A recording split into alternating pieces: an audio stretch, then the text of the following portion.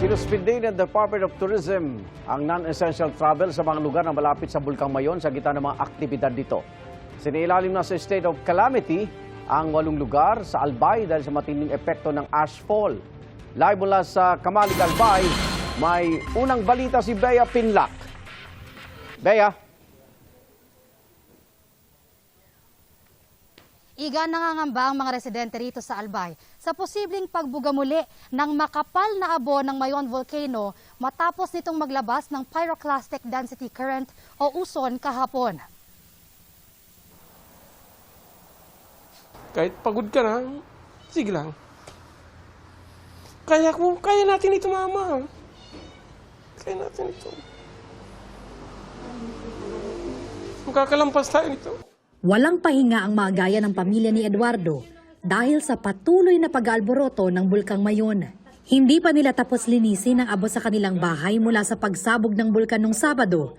Muling nagbuga ng uson o pyroclastic density current ang bulkan kahapon ng umaga.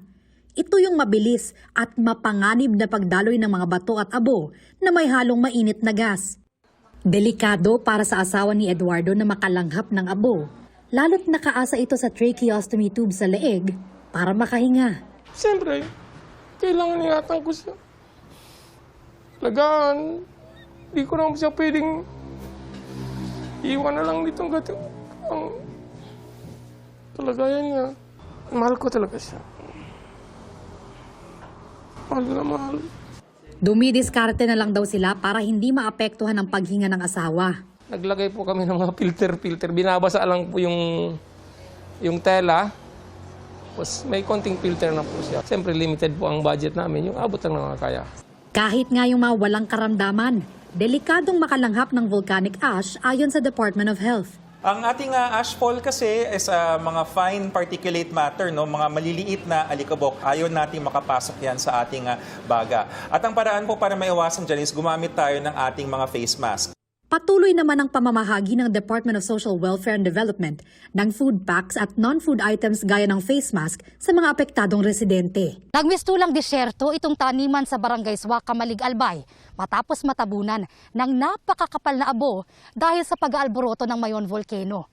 Nakapanghihinayang para sa mga magsasaka dahil marami raw sa mga pananim nilang gulay hindi na mapakikinabangan. Manghihina ka talaga. Parang gusto ko yung gano'n doon, ma'am, mag-iyak. Nang gano'n na yung nakita namin. Kasi wala talaga kami pagkukunan.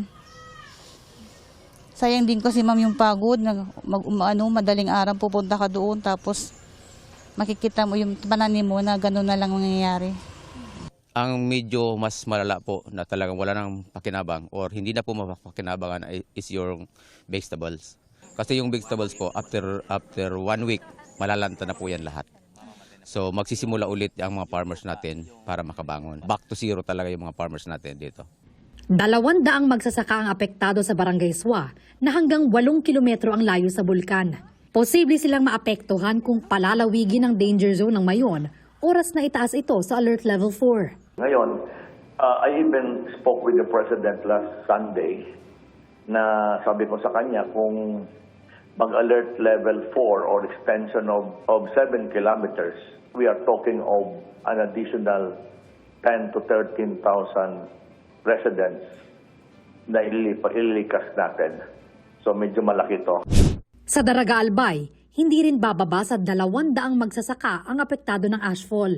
Sa buong agriculture sector po, total losses po amount in pesos nasa 6,694,229.43 for rice and high value crops or sa ating mga gulayan po. Okay. Wala pa po dito yung ibang commodities like coconut and corn. Isinailalim na sa state of calamity ang 8 lugar sa Albay na apektado ng ashfall.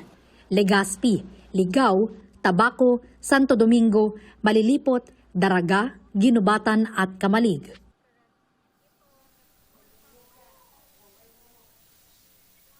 Ayon sa Philippine Space Agency, kung ikukumpara, nasa kalahati ng laki ng Quezon City yung lawak ng bahagi ng Albay na apektado ng ashfall. Yan ang unang balita mula rito sa Albay. Balik sa iyo, Igan.